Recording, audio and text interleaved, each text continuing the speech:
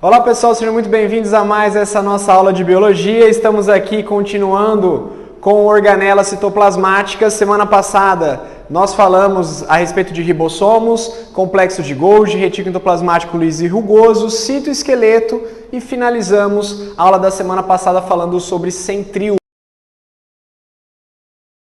A partir de agora nós vamos falar sobre lisossomos, que é uma organela extremamente importante, responsável pela digestão intracelular. Então, lisossomos são bolsas membranosas que têm mais de 80 tipos de enzimas digestivas. E essas enzimas têm um nome específico, são chamadas de hidrolases ácidas. Preste atenção nesse nome aqui, gente, que hidrolases ácidas é um nome que foi cobrado em provas de que o cara falava lá, qual é o nome das enzimas contidas no interior dos lisossomos? São as hidrolases ácidas. São responsáveis pela digestão intracelular. Muito cuidado quando falar de digestão. Digestão é você pegar moléculas maiores e quebrar em moléculas menores. A gente tem a digestão que é realizada pelo nosso sistema digestório, que quebra os alimentos ingeridos no nosso dia a dia em moléculas pequenas o bastante para serem absorvidas pelo intestino. Aqui não. Essa digestão ela ocorre dentro da célula. E lembra que essa digestão ela vai acontecer geralmente após uma fagocitose ou uma pinocitose. Assunto esse que nós já vimos aqui no curso, tá? Então, depois que uma célula realiza fagocitose utilizando pseudópodes, aquele vacúolo chamado de fagossomo vai se fundir com os lisossomos, promovendo a digestão do conteúdo do vacúolo, do fagossomo ou do pinossomo, tá? Então, nesse caso, a participação dos lisossomos se dá como digestão intracelular. Então, se nós tivéssemos que comparar, lembra a semana passada que a gente comparou com a cidade? Aí eu falei que ribossomo era uma fábrica, falei que os retículos eram ruas e avenidas, e falei também que o complexo de Golgi era uma agência dos Correios, um porto, né, que promovia lá a secreção, a exportação. Lisossomos basicamente seriam algo como um lixeiro, que é responsável por limpar a sujeira, né? Ou, não sei, talvez um policial que vai tentar destruir, vai tentar atacar o invasor, vai promover essa digestão, tá? Então não é muito simples fazer essa associação, mas seria mais ou menos isso. O pH dos lisossomos, como eu disse, é ácido em torno de 4,8. Só que o que acontece, gente, olha só. A célula... Basicamente, toda a célula que nós temos, no interior do seu citoplasma, o pH é em torno de 7, tá? O lisossomo inicial, o pH do lisossomo é o mesmo que da célula. Só que no pH 7, as enzimas estão inativas. Então, geralmente, esse lisossomo que está inativo, eu chamo de lisossomo primário, lisossomo inativo. Conforme esse lisossomo vai se deslocando pelo citoplasma, olha o que acontece. A membrana do lisossomo vai realizando uma bomba de cloro-hidrogênio. Isso aqui, gente, é transporte ativo. Gasta energia. Então, você pega lá um lisossomo, pega hidrogênio que está do lado de fora, está no citoplasma, bombeia para dentro. Pega cloro que está no citoplasma, bombeia para dentro, e aqui dentro eu tenho a formação de HCl. Por isso que o pH do lisossomo diminui para cerca de 4,8, enquanto o pH celular permanece com 7, mais ou menos, tá? Lembra da importância disso? Ativação das enzimas lisossômicas, beleza? Então, oi?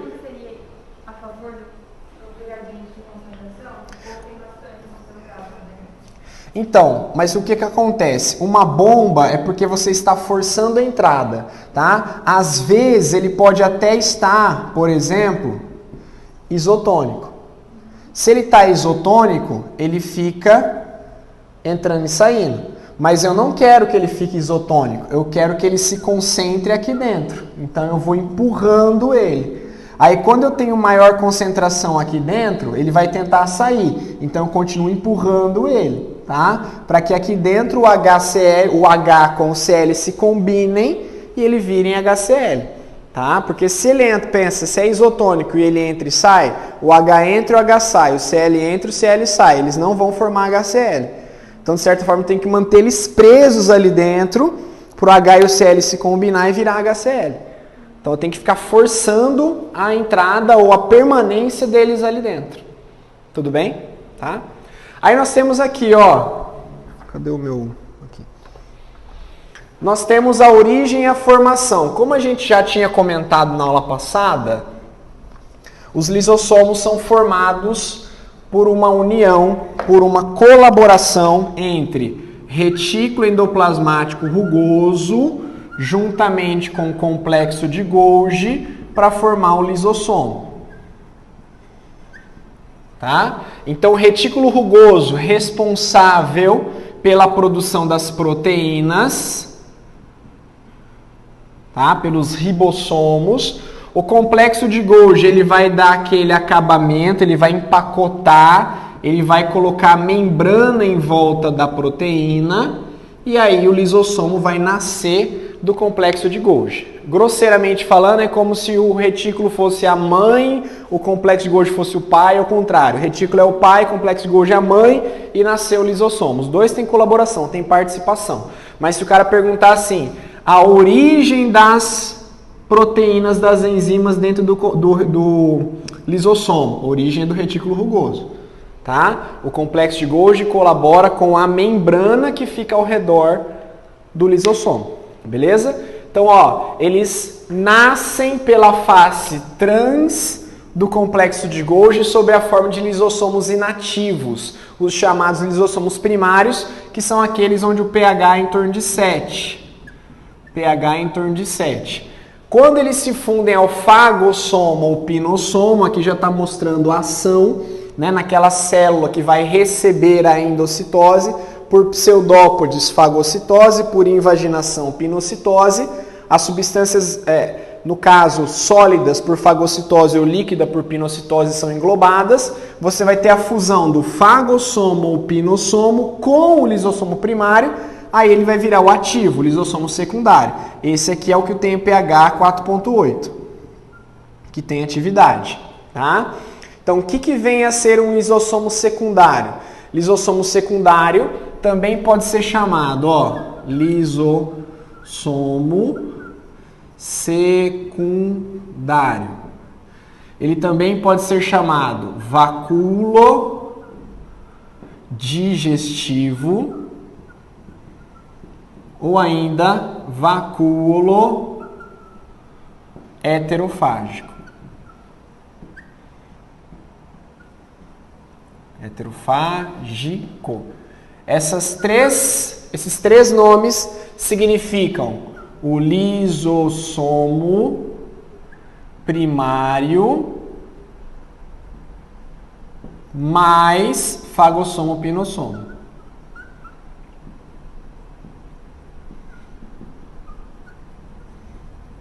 Tá?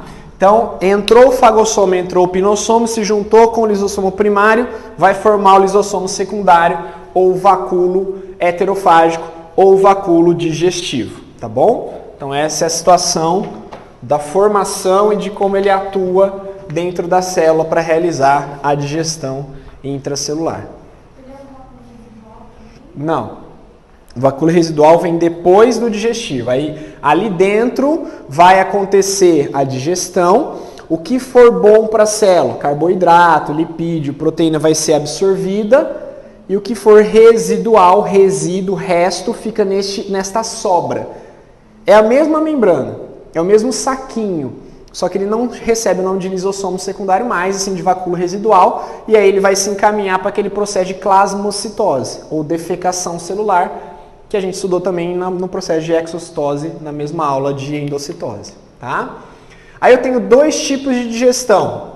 Você tem lá digestão, lembrando que essa digestão é a digestão intracelular, obviamente. Intracelular é a que ocorre dentro das células, né? Com a ajuda dos lisossomos. Essa digestão, ela pode ser heterofágica,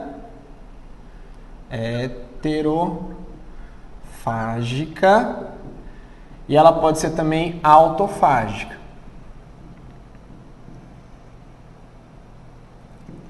Heterofágica, que é essa aqui que eu estou explicando, é quando há digestão de partículas que vêm de fora da célula. Autofágica é quando você vai digerir partículas de dentro da célula, que faz parte da própria célula, como por exemplo uma mitocôndria. Uma mitocôndria que não tem mais utilidade, uma mitocôndria que já está velha, tá? Eu vou chamá-la de digestão autofágica, ok? Só uma outra observação também, isso um pouco mais para revisar a parte de zoologia, tá? Talvez vocês tenham um pouco de dificuldade quando eu falo em digestão. A digestão, ela surge como intracelular. Digestão intracelular, por exemplo, é o que a gente está estudando aqui. Para a gente, essa digestão, ela é para digerir partículas como se fossem invasores, basicamente. A gente não se nutre por digestão intracelular. Mas tem bichos que se nutrem assim, por exemplo, poríferos. Os poríferos realizam digestão exclusivamente intracelular. Tudo que eles se alimentam precisam ser suficientemente pequenos para que as células dos poríferos possam absorver e digerir. Tá? Não adianta você dar um alface para o porífero que ele não vai conseguir comer. Tem que ser partículas de suspensão na água suficiente para uma célula fagocitar e alimentar o porífero. Depois, a gente passa a ter uma digestão extracelular. O que é uma digestão extracelular? É uma digestão que precisa de um sistema digestório. Então, por exemplo, nós já temos digestão extracelular. Nosso alimento ingerido é digerido num sistema digestório fora da célula, num tubo, e aí o alimento digerido passa para o sangue e vai para a célula, já que não precisa mais de digestão. Então, quando a glicose chega na célula, não precisa mais de digestão. Quando o aminoácido chega na célula, não precisa mais de digestão, tá? Então, isso só é possível quando eu tenho um sistema digestório. E esse sistema digestório aparece em quinidários, que é o segundo grupo de zoologia, da zoologia. E eu ainda tenho digestão extracorpórea.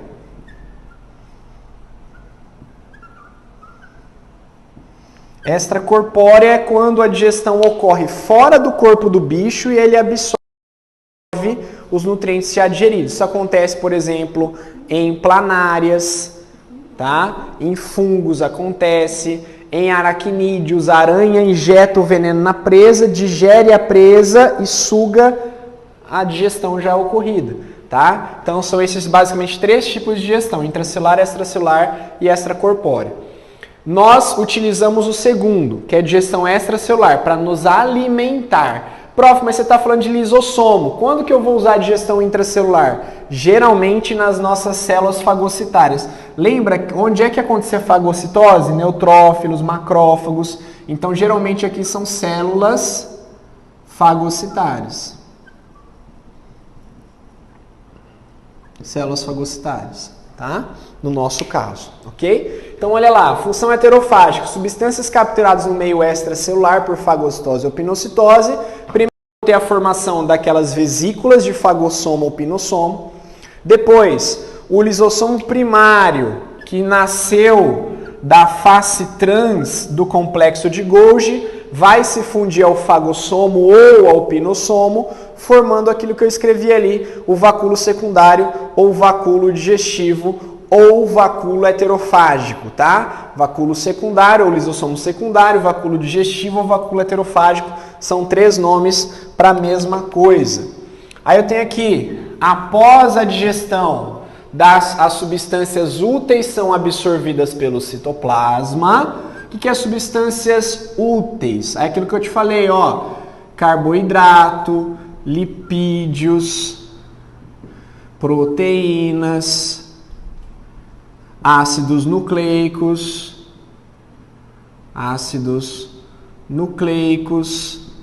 tá? Tudo bem? Os restos se acumulam no vacúolo, ó, restos. Resto é o quê? Resíduo, tá? O resto se acumula no vacúolo e passa a ser chamado de vacúolo residual. Esse cara aqui vai se fundir à membrana e vai ser eliminado por plasmocitose. Qual que é o outro nome de plasmocitose? Defecação celular.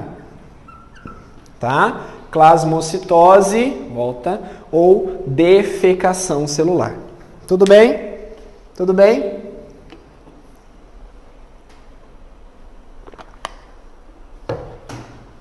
Página que tá aí, ô? 108. Vamos lá. Aí a função autofágica. É basicamente a mesma situação, tá? A função heterofágica e a função autofágica. A diferença vai ser a origem da partícula. Aqui a origem é externa. Origem externa da partícula. Aqui a origem é interna. Então, por exemplo, se você quiser digerir um pedaço da célula, ou por falta de energia, está faltando comida, a célula precisa de energia, eu preciso aquecer a mitocôndria, eu posso digerir um pedaço da célula, isso é um prejuízo. Ou a própria mitocôndria tem que ser renovada, eu posso realizar essa renovação através da digestão autofágica. Tá? Então, ó, destruição dos próprios componentes celulares, eliminação de parte desgastada, como por exemplo, né? Um pedaço da célula que perdeu função, renovação de componentes celulares, como por exemplo mitocôndrias,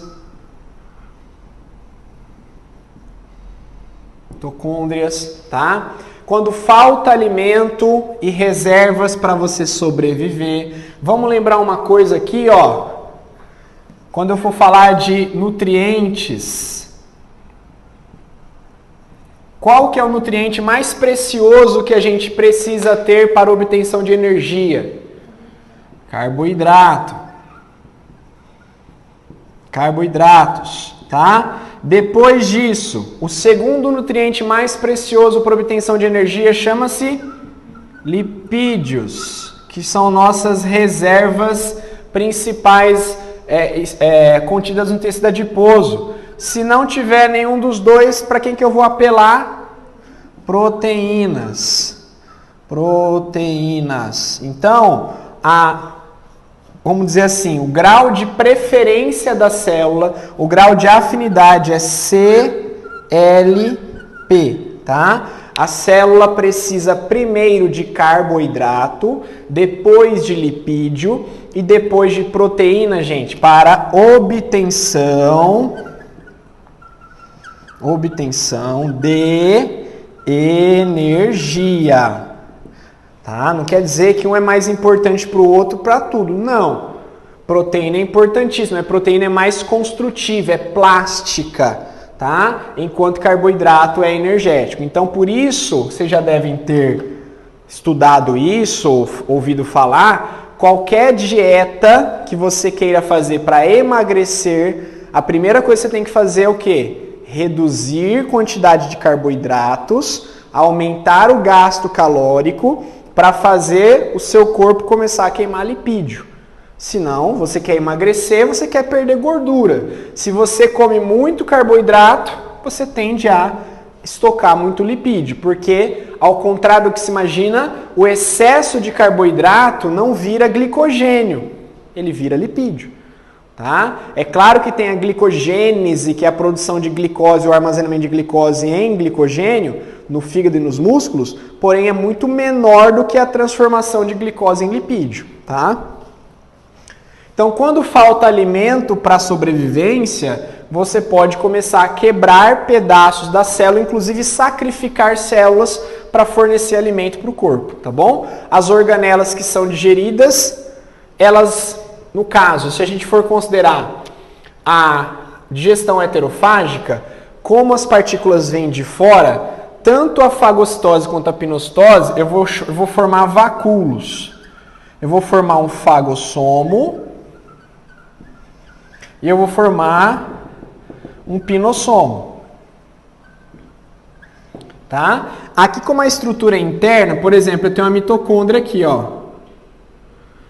Eu não posso simplesmente chegar com as enzimas do lisossomo, aquelas hidrolases ácidas, e jogar na mitocôndria, porque ela vai vazar e vai atacar a célula.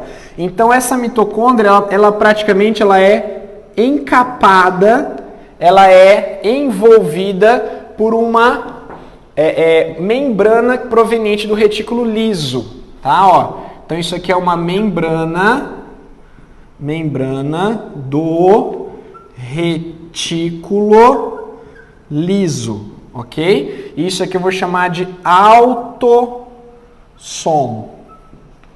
A importância da formação desse autossomo, pessoal, que quando o lisossomo secundário, ou lisossomo primário, melhor dizendo, se fundir a este vacúolo, as enzimas ácidas vão ficar restritas somente ao autossomo. Elas não vão se espalhar pelo citoplasma, causando problemas maiores para a célula, ou inclusive levando à digestão da própria célula. Existe um caso de digestão da própria célula que eu vou chamar de autólise, que é a digestão da própria célula. Pode ser de maneira acidental ou de maneira programada, tá? Então, ó, o autossomo se funde ao lisossomo primário, formando o vacúolo autofágico. Aqui só vai mudar a terminação, ó. Lisossomo primário mais autossomo, tá? Formando lisossomo secundário, vacúolo digestivo ou vacúolo autofágico. Tá? Essa é a única diferença de nomenclatura. Nos vegetais, a autofagia é realizada pelo vacúolo central. Então, se eu precisar renovar um cloroplasto, se eu precisar renovar uma mitocôndria no vegetal, você não vai ter esse processo que encapa. Por quê? Lembra que uma das diferenças entre células animais e vegetais é que animal tinha lisossomo, vegetal não tinha. Tá? Então, devido à ausência de lisossomos na célula vegetal, quem faz o papel dessa digestão no vegetal é o vacúolo, tá bom? Então anota aí, ó, vegetais, os lisossomos são ausentes. Quem faz esse papel é o vacúolo. Dá pra gente lembrar aqui, ó, rapidinho, a diferença entre células animais e vegetais quanto a alguns componentes. Vamos lembrar aqui, ó. Células animais e vegetais. O que eu estou falando aqui, gente? As diferenças, tá? Ó, diferenças entre células animais e vegetais. Então, animal, eu vou colocar que tem lisossomo e centríolos. Organela que a gente estudou na aula passada, aquelas organelas tubulares feitas de microtúbulos de tubulina. Nos vegetais, eu tenho parede celular, eu tenho vacúolo e eu tenho cloroplastos. Lembra que os dois, tanto célula animal quanto célula vegetal, tem mitocôndria, tá? Então isso não é uma diferença entre elas, na verdade é uma semelhança. Tudo bem? Quando a digestão autofágica acarreta o rompimento da célula como um todo, levando à morte celular, eu tenho o que eu chamo de autólise, tá? Então, nesse caso, não é uma organela, uma parte, é toda a célula que é destruída, tá bom? Óbvio que para a célula em si isso não é bom, mas como a gente é um organismo multicelular, é muito provável que esta célula que foi degradada, ela teve algum motivo para isso, tá? Se eu quiser alimentar o meu corpo, eu vou ter que muitas vezes promover autólises programadas. Ok. Regressão da cauda do girino também é uma forma existe uma participação dos lisossomos. A membrana interdigital no ser humano, se vocês já devem ter visto uma figura de um embriãozinho flutuando lá no líquido amniótico, ele tem os dedinhos grudados por uma membrana. Parece uma pata de pato, assim, tá? Pé de pato. Conforme a gente vai se desenvolvendo, essa membrana vai regredindo até se restringir essa dobrinha de pele que a gente tem aqui, ó. Tá? Isso é uma membrana interdigital, ela já foi grande. Quem participou dessa regressão foram os lisossomos, promovendo a autólise. Mesma coisa na parede uterina. Essa parede uterina não é da menstruação, ela é pós-parto, tá? O útero da mulher fica 9 meses crescendo, gente. Quando ela tem bebê, ele tem que voltar ao tamanho original. Então existe também todo um processo de pós-parto, né, programado ali pelos lisossomos. Uma outra coisa, que é a morte celular programada, a apoptose. A apoptose, ela é diferente de necrose. Ela inicia-se com clivagem do DNA. A célula começa a morrer porque o DNA da célula é destruído. E aí ela vai sofrer, não é uma explosão, mas uma implosão, tá? Eu tenho 2 tipos de morte celular. Uma que é por um acidente, ela não é programada, ela morreu, chama-se necrose. E a outra é a apoptose, é uma morte silenciosa. É como se eu simplesmente eliminasse aquela célula ali sem causar inflamação, sem causar aviso do sistema de defesa. Então, quando você tem uma morte não programada, uma infecção que leve, por exemplo, a uma morte celular, é uma necrose. Essa célula morre, ela explode e avisa todas as células ao redor através de substâncias químicas. Isso faz com que células de defesa se aproximem do local necrosado para saber o que está acontecendo e cause uma inflamação. Uma espinha é basicamente isso, tá? Uma espinha é um local que está inflamado, porque houve necrose de células ali. Agora, quando há uma apoptose, a célula morre e ninguém fica sabendo, ela não ativa o sistema de defesa. Então você basicamente não fica sabendo que ela morreu, tá? Com relação à apoptose, eu tenho 2 doenças graves que estão associadas a essa propriedade celular. Uma é o Alzheimer. O Alzheimer é quando os neurônios apresentam uma apoptose acelerada. Então tem mais morte do que o normal. Células saudáveis começam a morrer de maneira descontrolada, quando a apoptose é acelerada. E ao contrário também é um problema. Se eu tenho uma apoptose diminuída, células alteradas que deveriam sofrer morte celular programada, porque ela simplesmente está fora do controle, ela perde essa programação. Ou seja, aquela célula está alterada, ela tinha que morrer. Ela tinha que ser programada a ser morta, mas ela não é morta, ela continua se multiplicando com aquele defeito. Então isso pode provocar um câncer, tá?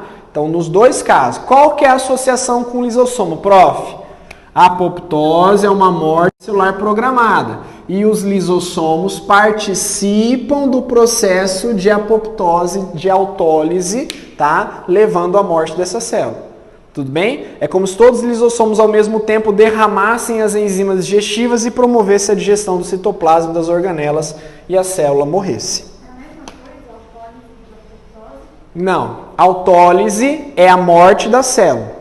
Então, por exemplo, um lisossomo se rompeu, liberou as enzimas, a célula morreu. Foi uma autólise. Mas pode ser que essa autólise não seja acidental, ela seja programada. Aí ela é uma apoptose. Entendeu? Então, por exemplo, uma necrose pode ser provocada por uma autólise. Como acontece, por exemplo, nas doenças lisossomais, Tay-Sachs e silicose e asbestose. Tá? Nós vamos chegar lá. Então aqui, ó, gente, mostrando o caso da regressão da cauda do girino. Eu queria só fazer uma observação aqui. Alguns gráficos que caem frequentemente, eu não sei se a gente vai encontrar isso nos exercícios da apostila, tá? Porque eu não lembro se eu vi esse gráfico na apostila ou se foi em outros materiais didáticos ou vestibulares. Mas tinha um gráfico assim, ó, que eu queria que vocês escrevessem. De um lado, agora deixa eu tentar lembrar como é que era o gráfico. Era a redução da cauda do girino. Estava em porcentagem isso aqui, tá? 10%, 20%, 30%, 40%, 100%. E aqui, atividade dos lisossomos. Atividade dos lisossomos, tá? Então aqui era uma unidade arbitrária. Então, basicamente, era um gráfico tipo assim, ó. Tá? Então, por exemplo, redução da cauda do girino. Quando a cauda do girino não tinha reduzido quase nada, a atividade dos lisossomos era bem baixa. Conforme a atividade dos lisossomos foi aumentando, eu fui reduzindo a cauda do girino até chegar no 100%, ou seja, até a cauda reduzir completamente, o girino virar sapo. Tá? Então é como se fosse uma relação direta. Quanto maior a atividade dos lisossomos, maior a redução da cauda dos girinos. Tá bom? Aí aqui um resuminho, ó, de um desenho que vocês podem encontrar, por exemplo, no vestibular, uma questão de vestibular, com um desenho desse, tentando identificar o que está acontecendo. Veja aqui, ó, uma partícula sólida se aproximando da célula, a célula emitindo pseudópodes, esses pseudópodes englobando por fagocitose. Então isso aqui é um fagossomo, tá? Ali em cima, o retículo rugoso produzindo proteínas, entra pela face cis do complexo de Golgi, vai trocando de cisterna até sair pela face trans do complexo de Golgi, lisossomo inativo ou lisossomo primário, tá? Vai se fundir com o fagossomo formando o vacúolo digestivo, ok? Ou lisossomo secundário ativo, vai formar um vacúolo residual, tá? Isso aqui é um vacúolo residual, que são os restos, e aqui você vai ter a liberação dos restos no meio extracelular por plasmocitose ou defecação celular. Defecação celular. Beleza? Anotado? Deixa eu apagar aqui.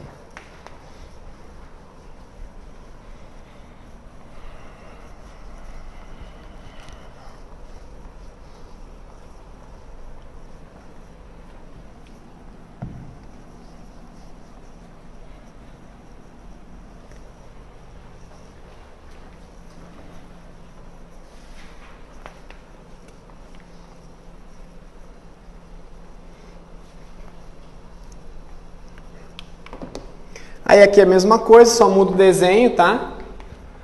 Só muda o desenho, mas é o mesmo propósito, que é mostrar para vocês como que o lisossomo está agindo.